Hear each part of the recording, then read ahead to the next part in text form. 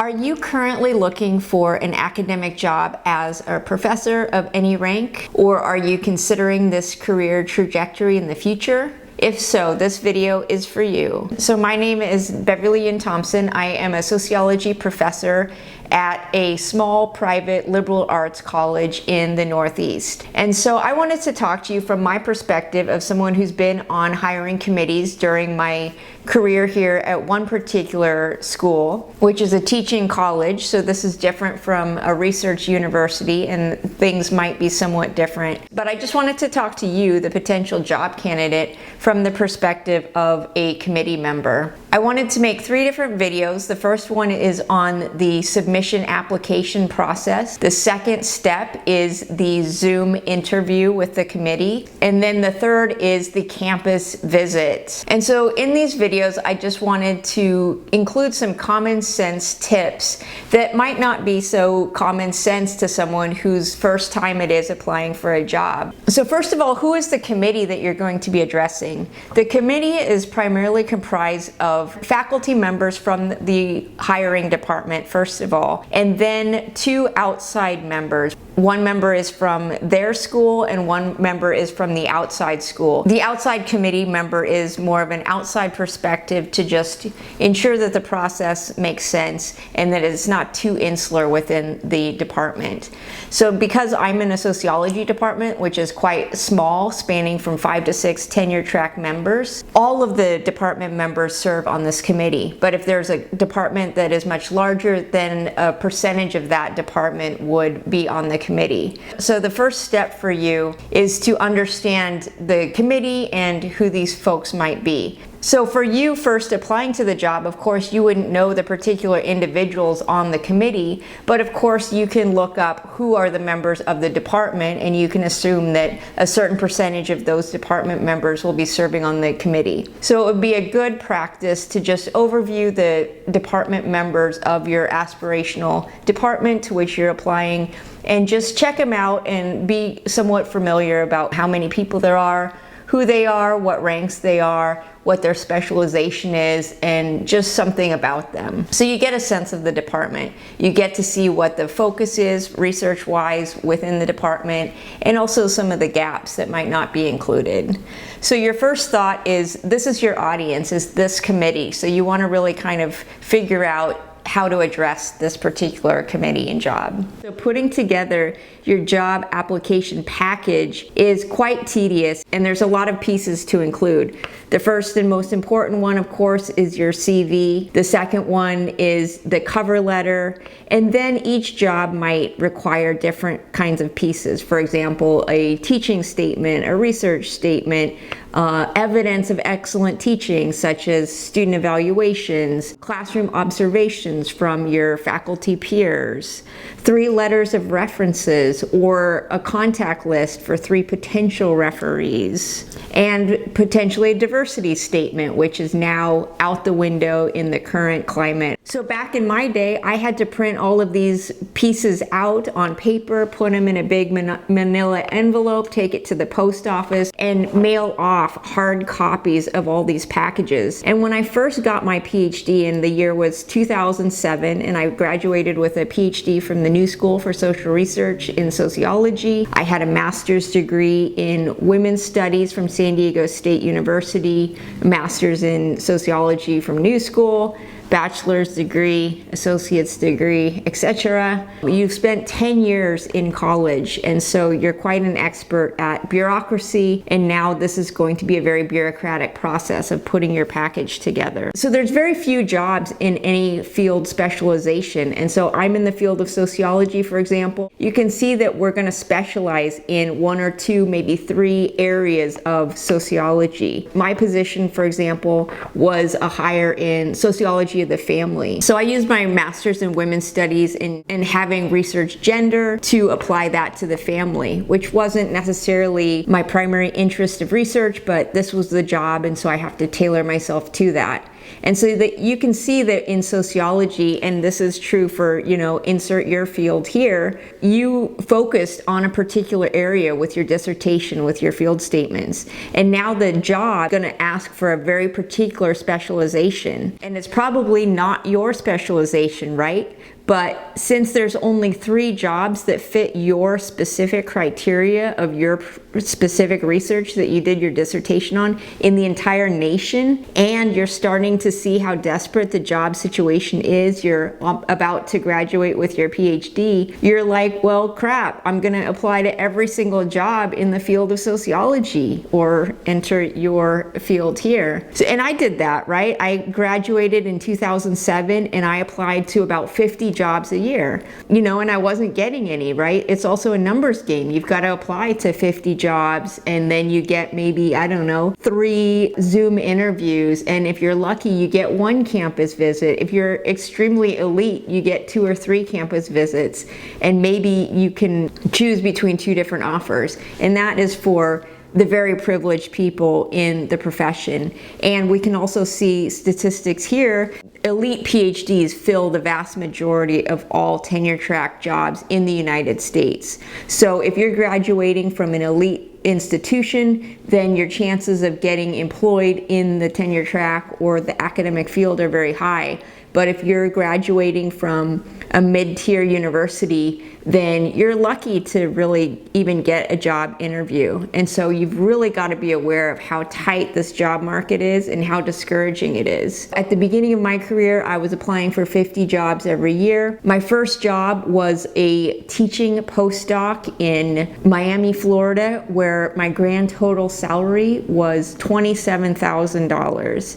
Okay, 2007, I was $100,000 in debt, $60,000 of student debt, and now I was going to make a grand total of $27,000 to live in Miami, Florida. First job out of PhD, spent 10 years in college, and now I get to make, $27,000.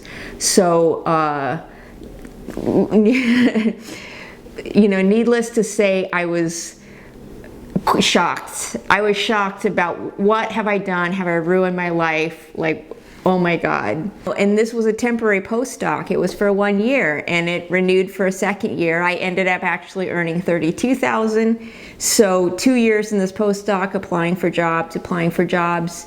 I got a job in Texas, a tenure track job. And so because this job market is so tight, of course the temptation is to apply to any job you could conceivably argue that you could do. And you convince yourself, like, well, I could put a syllabus together in sociology of urban studies, sure, why not? But the thing is that you are competing against all those other 55,000 PhDs. So of course they're not all in your field. So say that you're competing with 100 other applicants. There's plenty of people in that applicant pool, first of all, who have elite degrees from top universities, and second, their research is a perfect fit for that subfield of sociology or whatever field. If you are not a perfect fit for this job, someone else is. So it's really a waste of time for you and for the committee to apply to this job, frankly. And so on the committee side, there might be 100 applicants, there might be 300 applicants. The committee might be 7 people. The committee might have every single person read every single applicant, or they might divide it up and smaller groups of people on the committee examine subsections of these CVs and applications. But in academia, for some reason, everyone on the committee wants to read all of the applicants just in case someone didn't catch someone really brilliant. So at any rate, the first thing that the committee's doing is cutting these 100 resumes down to, say, 40 that they can talk about during their committee, and they're going to have multiple Zoom meetings where they go through all these applicants. They have a ranking, maybe they have a rubric that they used in order to rank folks, and then they're going to try to get their numbers cut. So the first thing, of course, that the committee does is cut everyone who's irrelevant. For example, if we have 100 applicants in sociology and say we're hiring for sociology of race and ethnicity, and people have done their dissertation work on sociology of the family or health or criminal justice, I mean, instant cut, right? You're going to be cut in the first round. I think it's more important to apply for jobs that you specifically can have a strong argument that you have research in that field, that you have teaching experience in that field, or that it's very close to what you did your dissertation and your field statements and your published research on. And especially, most importantly, classes that you've already taught. If you've already taught the classes that are listed for this job, then that's perfect. You can say, I have experience teaching this particular job. I can walk right into this class and teach it without a problem instantly. So people who are brand new PhDs, if you don't have teaching experience, then the committee is going to be a bit cautious about how much assistance will you need to get up to speed to learn that campus, that student body, and to be able to be an effective teacher in the classroom. And for a lot of us, you know, I was at the New School, they didn't offer any teaching fellowships to us graduate students. A lot of people who are working on a PhD do work as adjuncts at their own school. They might be teaching assistants, they might have a position to teach their own courses, but a lot of PhD students might not be a teaching assistant at all.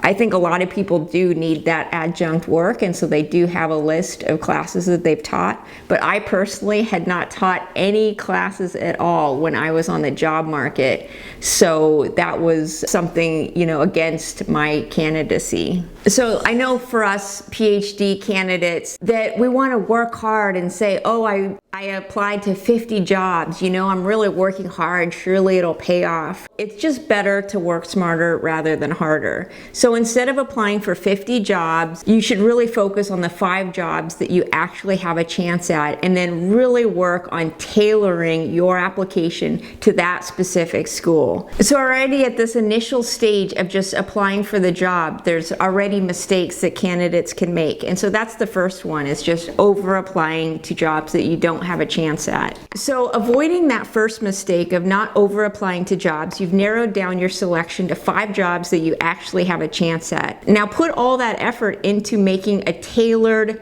application to these specific jobs. And so I see this mistake already at this stage is clearly someone wrote a form letter and they sent it off to 50 different universities. The worst thing you can do, of course, is leave the name from the job you submitted to previously on the same cover letter. You mislabeled the cover letter to the wrong person at a different school. So make sure there's no mistakes in your cover letter. You addressed it to the right people, you addressed it to the right school, and you use all of the key words in that particular job posting in this letter. So you want to address all of their points specifically. They ask that you can teach these classes, say that you've taught those classes. They ask for this particular research specialization. That's what you did your topic on. That's what you've published articles in. And make it custom made to the school itself. Look at the website of the school. What does it say in their mission statement, in their demographics of student, in the region? And so address it specifically. I want to be at your specific school because of X, Y, and Z. And lay it out there. You will actually want to be in this geographic location and at their specific school, and you understand what kind of school that is. A lot of times people will apply to my school and they don't mention the specificities of my particular college, and we notice that, and that's actually, you know, one of the first questions, you know, which is in part 2 of when you're on the Zoom call of why do you want to be at this particular school? You must address that particular point. And now you have all these other pieces of this application. And so the most important piece and the first thing that people on the committee are going to look at is your CV, okay?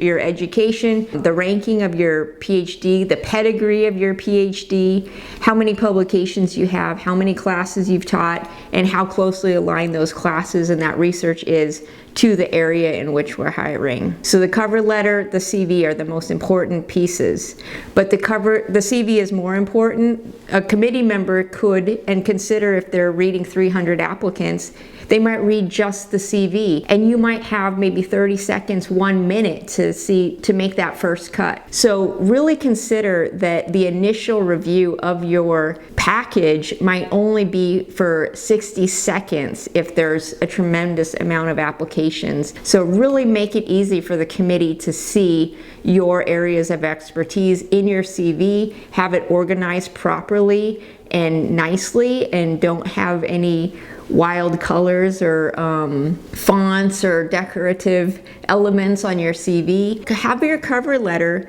be short and sweet. It should not be 5 pages, it should not be 3 pages, 2 pages maximum, and 1 page is even better because it's just a brief overview pointing to the other parts of your package. Jobs always require 3 references, but the issue is, do they want the letters up front, or do they just want the list of your potential references?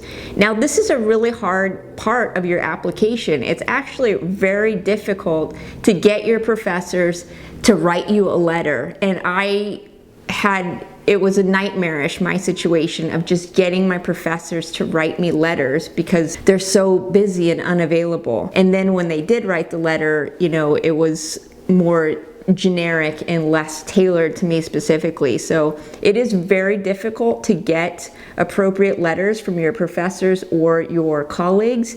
And so this is a very important part. And so work on it and put a lot of time into that endeavor initially, because it's going to take a long time for these folks to write your letter. So really think about that early on in your PhD experience. And of course, higher education is extremely elitist.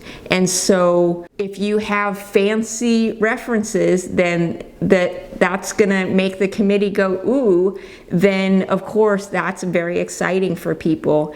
And so if you have any well-known referees, potentially, that does play a factor. And so that does make committee members perk up a bit. But I think for the vast majority of us, our committee members are not famous, but they're just solid and they can speak to you as a student, hopefully as a teacher, hopefully as a researcher. And then there's several statements that a committee might ask for. They might ask for a teaching statement, and this of course might include evidence of teaching excellence, student evaluations, classroom observations. You might be required to write a research statement overviewing your research, or a diversity statement talking about how you incorporate addressing diversity in the classroom and or in your curriculum. Of course, these diversity statements are currently under attack in this anti-DEI climate, and so those are going to be less required in the future. So put some effort and attention, just as you would into your papers that you write in the classroom,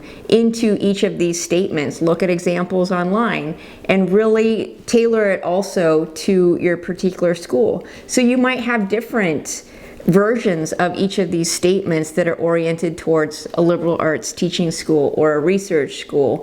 And so it's fine if you're applying for a different variety of types of colleges and universities, but just make a variation of your documents then. Don't send a very research heavy package to a teaching institution. I mean, we definitely notice that, and we say, wow, this person is a really impressive researcher, but we are a teaching school ultimately, and so we're looking for people that are really excited to be in the classroom, and those are the questions that we're going to ask in the Zoom call and on the campus visit. So if you do have a CV that's extremely research heavy, you can just be like, yeah, well, that was my research school and background. That's how my professors pushed me. But I really, really love to be in the classroom, and I'm excited to be at a small liberal arts school where we have small classrooms where I can get to know the students. So for example, if your background is not perfectly aligned to the college or university you're applying, then explain why. So that the committee members, because they're going to be very, tentative, they have this idea of like, oh, maybe this person's too good for us, or oh, maybe they're going to keep applying for other research-oriented jobs and leave us. Always address some kind of discrepancy between the type of school you're applying to and your background. It's also just important to understand, for a lot of us in graduate school, we weren't given classes or workshops on how to apply for a job. No one taught us how to apply for a job. No one also taught us how to teach. You're just thrown into the classroom and you have to figure it out, and you emulate and copy your professors, and therefore we reproduce this very boring lecture style. No one is teaching us how to apply for jobs. Graduate programs should really have an entire semester-long class class on how to put this package together, helping us students put these packages together and understanding this whole process of how to apply for an academic job. Because since there's so few chances for interviews, you don't want to blow it by the learning curve, right? So let me know in the comments below if your school did a great thing of providing you with some kind of education on how to apply for an academic job. I mean, it's just insane that we spend 10 years pursuing a PhD and then we don't put just one semester of effort into really making sure we have a solid package that can actually get us employed, especially considering the student loan debt and everything, the time opportunity cost that went into this. So it's just incredible that we don't put the effort of at least a semester into this most important process of the academic job submission process. Feel free to reach out to me if you would like some one-on-one coaching on this process too, because I can certainly understand your particularities and help just think clearly about how to be the most strategic in this application process. I do want to say a caveat: if you are someone with a heavy research background, you're at a research intensive university, or you're really pursuing research oriented teaching jobs,